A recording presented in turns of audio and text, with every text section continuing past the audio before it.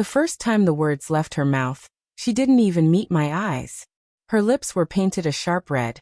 Her dress clung perfectly to her frame, and the pearls at her ears gleamed beneath the warm glow of the vanity lights. She was adjusting them, calm and deliberate, as if my presence in the room was nothing more than background noise. "You're not coming tonight," she said, her voice flat, dismissive. "I'm not introducing you to my wealthy friends. You'd only embarrass me." I didn't argue. I didn't remind her of the years I had stood behind her, the nights I worked late and ate cheap noodles while she studied to pass her exams. I didn't remind her that her career, her degree, had been built on my sacrifices. Instead, I just looked at her reflection in the mirror. She never turned to me. My answer was quiet, a single word that sliced into me like broken glass. "Understood." I listened to the sharp rhythm of her heels as she walked away, each step echoing like a verdict being passed. Too embarrassing. Not good enough.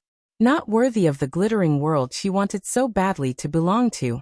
She never realized the ground she was standing on was already shifting beneath her. Her contempt didn't come in explosions.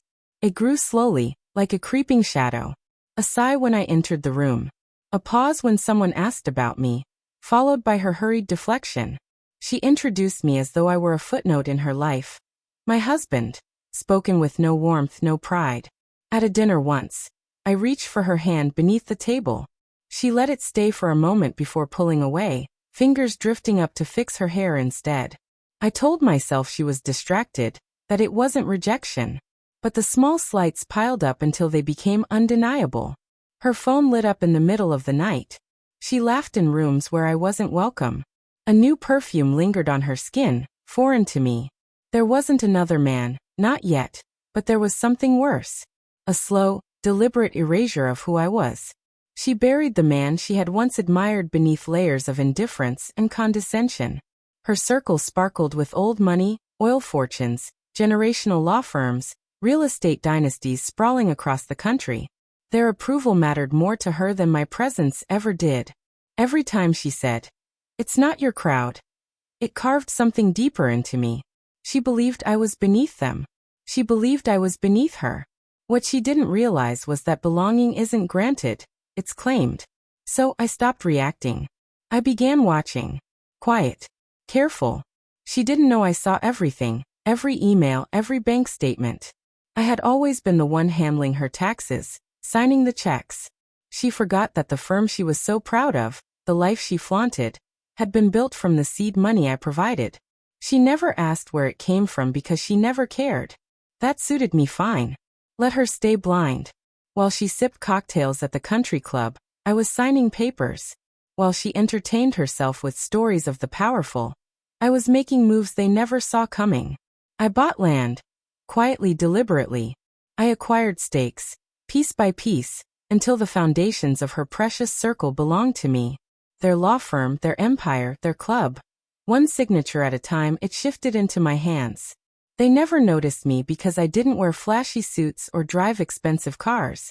I let her treat me as invisible. She never realized invisible men are the most dangerous. At home, I remained the same. I listened to her recount evenings with her friends, kissed her forehead before bed, smiled at her over dinners. She thought my silence was passivity. In truth, it was precision. I wasn't going to beg for her affection. I wasn't going to break down and demand she see me.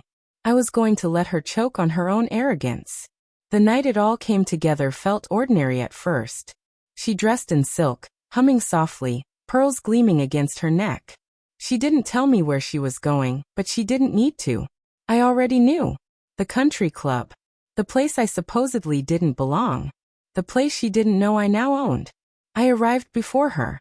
The board members greeted me warmly, their lawyers nodding as if they had known me for years.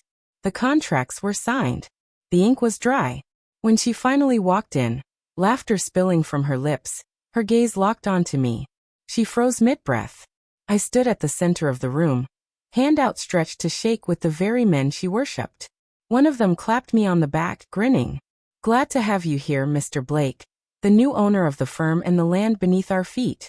Quite the man your wife has, isn't he?" Her face drained of color. Her lips trembled. She tried to compose herself, but her mask slipped. She tugged me aside, her hand trembling on my sleeve. What is this? I looked her in the eye, calm, detached.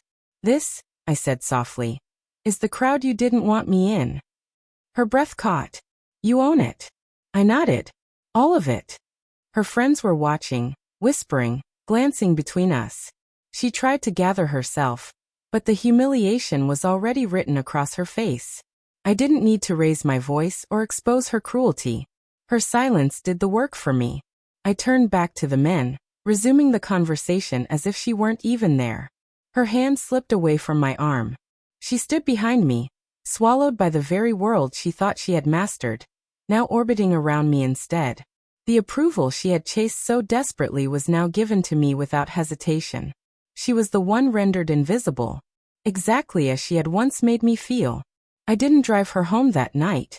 I left her standing in the marble hall, pale under the golden chandeliers, drowning in the silence she had forced on me for so long. The night air hit my face as I drove away, cool and sharp, cleansing. I felt no anger, no sorrow, only clarity. She had called me embarrassing. But embarrassment fades. Ownership endures. I didn't need her validation. I didn't need her circle. By the time she realized the game we had been playing, it was already over. And I had long since stopped playing.